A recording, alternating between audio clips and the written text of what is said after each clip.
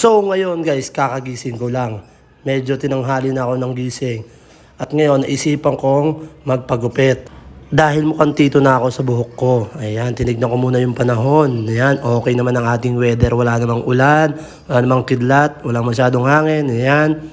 At ngayon, iihi muna ako dito dahil medyo nahihilo pa ako at malakas pa ang aking hangover. Ayan, binabati ko nga pala mga kainuman ko gabi.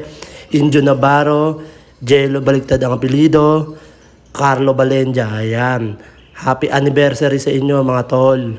Ayan, tignan naman ang ihi ko, sobrang lakas, kala mong gripo. Ayan, tignan nyo naman, mabula-bula, mukhang may diabetes na ako eh.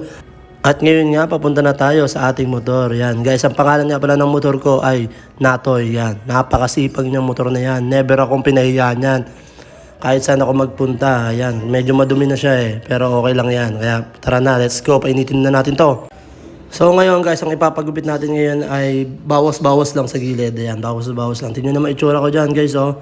Mukha na akong tito, kaya papagupit na talaga ako. At syempre, bago pumunta ng gupitan, dumaan muna ako dito sa aming tambayan. Ayan, nadaanan ko yung tropa ko.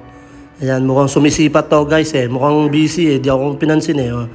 Ayan, oh, busy nga, mukhang sumisipat. Ayan, huwag mong tigilan hanggat di nasisira pamilya mo.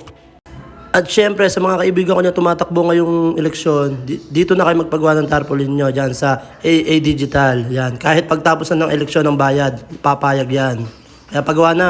At ngayon nga guys, nandito na tayo sa pagupitan. Ayan, ang pangalan niya ay True All. Guys, solid dito magpagupit. Hindi ka masasabihan ng mga kaibigan mo na sino nagupit niyan, buhay pa ba? Kaya tara na, pasok na para magupitan na kagad tayo. Makalipas ng 5 minutong paghihintay, ayan, tayo na nga, ayan. Ayan ang price list nila guys, medyo mahal. Pero solid dito guys, promise. So ngayon nga guys, kinugupitan na tayo ni Insan, ayan. Tinanong ni Insan kung ano ang gupit ko. Sabi ko, paid lang Insan, pwede na yan. Ayan, tingnan nyo naman si Insan, napaka-professional na ni Insan. Wala kang masasabi dyan. Ayan, oh, tingnan nyo naman, oh. Quality ang paggupit sa akin guys. Ayan, oh. Sobrang lupit na ito ni Insan. Highly recommend to. 2 beses na akong ginugupitan na ito.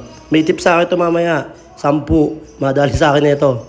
At ito nga, minamasahin tayo ni Insan. Ayan, kinuyod-kuyod talaga. Ayan guys, tanggal talaga ang kaluluwa mo dito guys. Kaya ito na, panoorin nyo na ang finished product ni Insan. Let's go!